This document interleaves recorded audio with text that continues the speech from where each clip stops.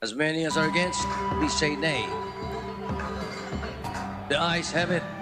On the part of the Senate, the report of the Joint Committee is approved and the resolution of both houses of number 1 is adopted. The Majority Leader of the House of Representatives is recognized. Mr. Speaker, we now proceed to vote for the adoption of the report and the accompanying resolution. On the part of the House of Representatives, I move for the approval of the report of the Joint Committee and the adoption of the accompanying resolution of both houses number 1. Distinguished members of the House of Representatives, there is a motion by the Majority Leader to approve the report of the Joint Committee and to adopt the accompanying resolution of both houses number 1. As many as are in favor of the motion, please say aye. Aye! As many as are against, please say nay. The ayes have it. On the part of the House of Representatives, the report of the Joint Committee is approved and resolution of both houses number 1 is adopted.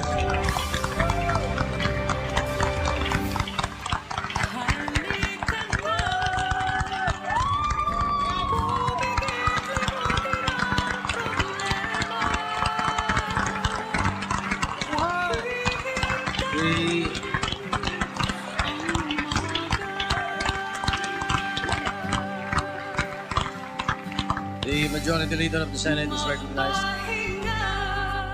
Thank you very much, Mr. President. On part of the Senate, pursuant to the adopted resolution of both houses number 1, I have the honor to move for the proclamation of the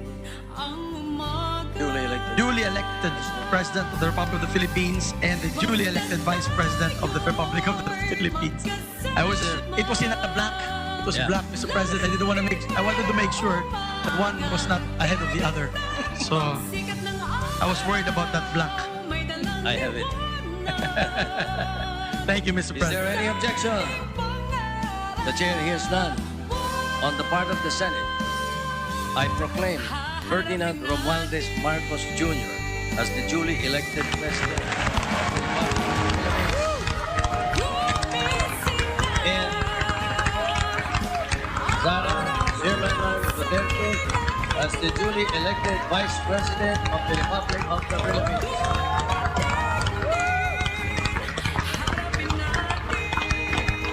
The Majority Leader of the House of Representatives is recognized.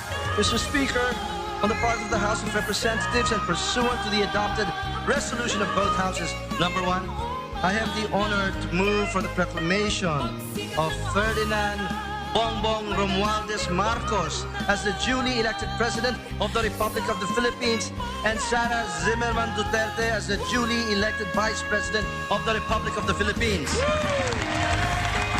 Is there any objection? The chair hears none. On the part of the House of Representatives, I proclaim Ferdinand Bongbong Romualdez Marcos Jr. as the duly elected President of the Republic of the Philippines and Sara Duterte Carpio as the duly elected Vice President of the Republic of the Philippines.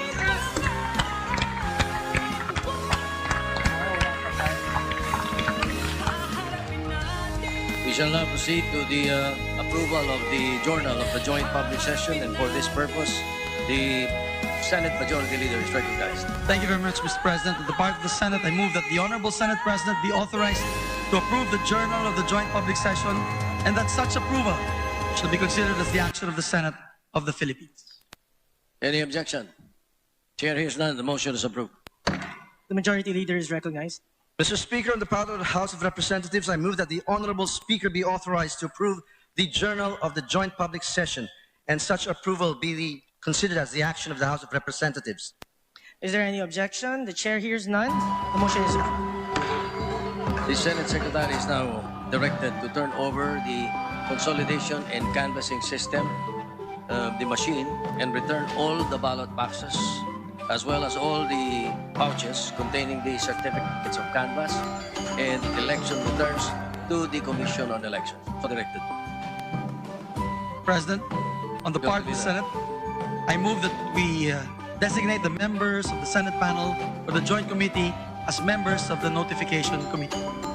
If there is no objection, the chair appoints the members or designates the members of the Senate panel of the Joint Committee as designated members of the Notification Committee.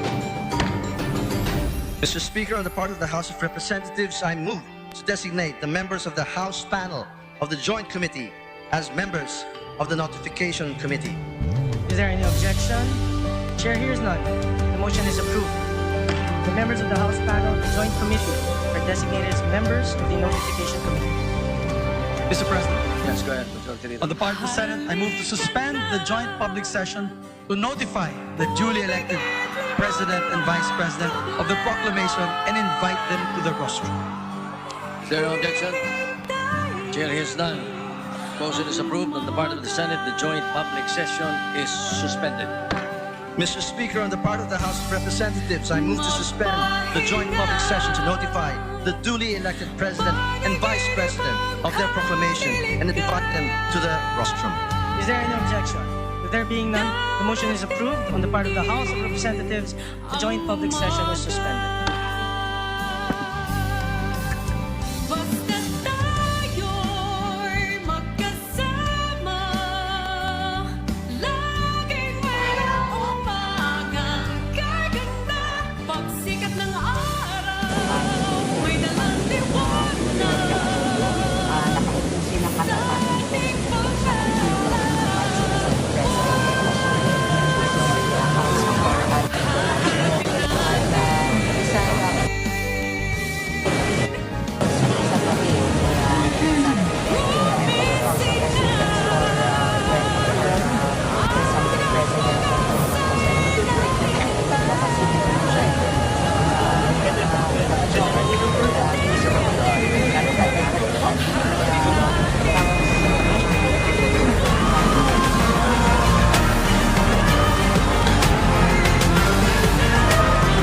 Papapasok na po itong si President-elect Bongbong Marcos sa mismong plenaryo na ito'y pinangunahan po ng House na Senate Majority Leader needs to be.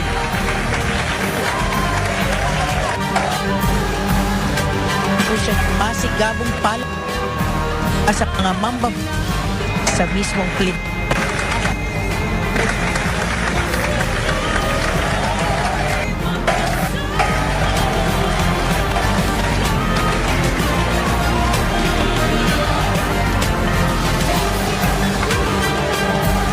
Sa ng mga pagpalakpak ay ang masigaw para sa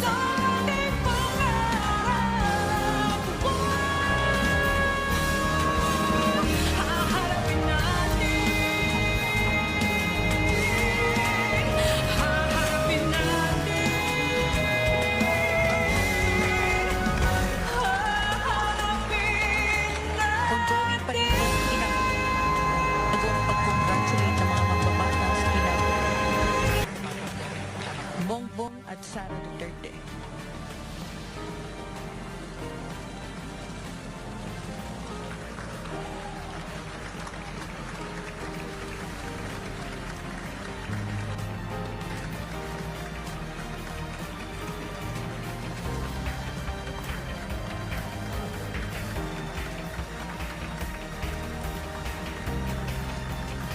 Namatan po natin ang pagkakaroon ng bagong mga Edralin, Pangulo at ikalawang Pangulo ng ating bansa.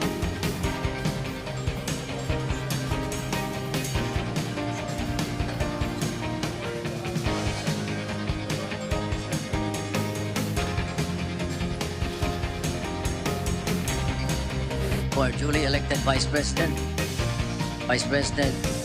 Sara Duterte, congratulations. You have been placed by God in this position for a reason. May He lead you into your purpose and may you live it courageously. In every step you take, may God protect you. I pray for God's blessings for your leadership, for you and your family. Congratulations.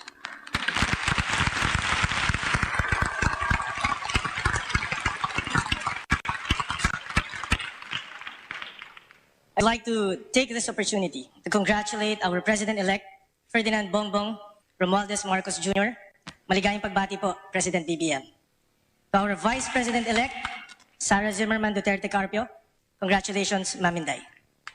Congratulations also, and thank you to the Joint Canvassing Committee, led by House Majority Leader Ferdinand Martin Romualdez and Senate Majority Leader Juan Miguel Zubiri, for the swift and fair canvassing that guaranteed people's faith in our electoral process. Thank you to all the honorable members of the Joint Canvassing Committee and the Secretariat for your hard work and invaluable support in ensuring a historic canvassing that was finished in 2 days. Ngayong araw na ito, Congress bears witness to the unity of our country. A true partnership between the North and the South that has become the unity of all corners of the country. In previous elections, Filipinos voted for President and Vice President from different parties. Finally, this year, we will learn the importance of voting for a tandem. A uni team that can work together. A uni team that can collaborate with each other. And a uni team that can push for a shared national agenda. The people have spoken decisively. This is not just your sweeping electoral victory. This is an overwhelming victory for all Filipinos. This is a victory of our democracy. The gracious acts extended by the camps of other candidates yesterday, which greatly facilitated our proceedings, show the best of what Filipinos can be, even in the most divisive of elections. Nakikita po natin ngayon ang tunay na lakas sa pagkakaisa at pagsasanib puwersa. We need a catalyst, and there is no better example than the unifying force that we have seen and we will see in a government led by President BBM and VP Inday Sara. The Philippines looks forward to your leadership. It is my great honor and privilege to congratulate you both today. Mabuhay po kayo. Secretary General. Ladies and gentlemen of the 18th Congress, Honorable Sara Zimmerman Duterte, the duly elected Vice President of the Republic of the Philippines. May we request the duly elected Vice President Sara Zimmerman Duterte Carpio to proceed to the rostrum. May we also request the family of the duly elected Vice President, Inday Sara Duterte, to accompany her to the rostrum, please.